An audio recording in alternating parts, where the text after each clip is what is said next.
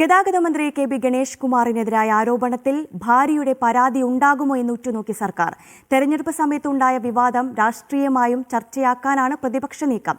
പരാതി ലഭിച്ചാൽ ഉടനടി തുടർ നടപടി സ്വീകരിക്കുമെന്നും ആദ്യഘട്ടത്തിൽ പോലീസിന്റെ ഭാഗത്തുനിന്ന് വീഴ്ചയുണ്ടായിട്ടില്ലെന്നുമാണ് സർക്കാരിന്റെ വിശദീകരണം.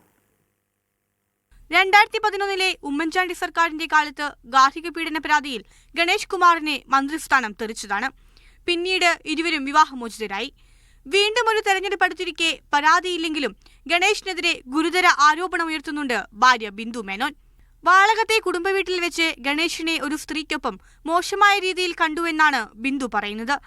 അതിന്റെ ചിത്രങ്ങൾ എടുത്ത ഫോൺ ബലമായി പിടിച്ചുവാങ്ങാൻ മന്ത്രിയുടെ പേഴ്സണൽ സ്റ്റാഫ് ശ്രമിച്ചുവെന്നും ആരോപിച്ചിരുന്നു. സ്ത്രീ സുരക്ഷ പ്രധാനപ്പെട്ട മുദ്രാവാക്യമായി ഉയർത്തുന്ന ഇടതുമുന്നണിക്ക് മുന്നിൽ വലിയ പ്രതിസന്ധിയായി മാറിയിരിക്കുകയാണ് ഈ ആരോപണം. രാഹുൽ മാങ്കൂട്ടത്തിലിനെതിരായ ബലാത്സംഗ പരാതികൾ രാഷ്ട്രീയമായി ഒരുപാട് ഉപയോഗിച്ചിട്ടുണ്ട് ഇടതുമുന്നണി. അതുകൊണ്ട് ഗണേഷിനെതിരായ ആരോപണം തിരിച്ചടിക്കാൻ പ്രതിപക്ഷം ഉപയോഗിക്കുമെന്ന് ഉറപ്പ്. ഇതുവരെ ഗണേഷിന്റെ ഭാര്യ പരാതി നൽകാത്തതാണ് സർക്കാരിന്റെ പിടിവള്ളി. പരാതി നൽകാൻ തയ്യാറല്ലെന്ന് ഇന്നലെ ബിന്ദു വ്യക്തമാക്കിയിരുന്നുവെങ്കിലും വരും ദിവസങ്ങളിൽ മനമാറ്റമുണ്ടാകുമെന്ന് കരുതുന്നവരുണ്ട്. അങ്ങനെയെങ്കിൽ പോലീസിന് കേസെടുക്കാതെ മുന്നോട്ടു പോകാൻ കഴിയില്ല. മന്ത്രിസ്ഥാനം രാജിവെക്കുന്നതിനെക്കുറിച്ച് ഇപ്പോൾ ആലോചിച്ചിട്ടില്ല ഇടതുമുന്നണി. എന്നാൽ പരാതി കുറച്ച് കടുത്തതാണെങ്കിൽ നടപടിയും കടുത്തതാവും. പോലീസിന്റെ ഭാഗത്ത് ആദ്യഘട്ടത്തിൽ വീഴ്ചയുണ്ടായി എന്നാണ് പ്രതിപക്ഷത്തിന്റെ മറ്റൊരാരോപണം.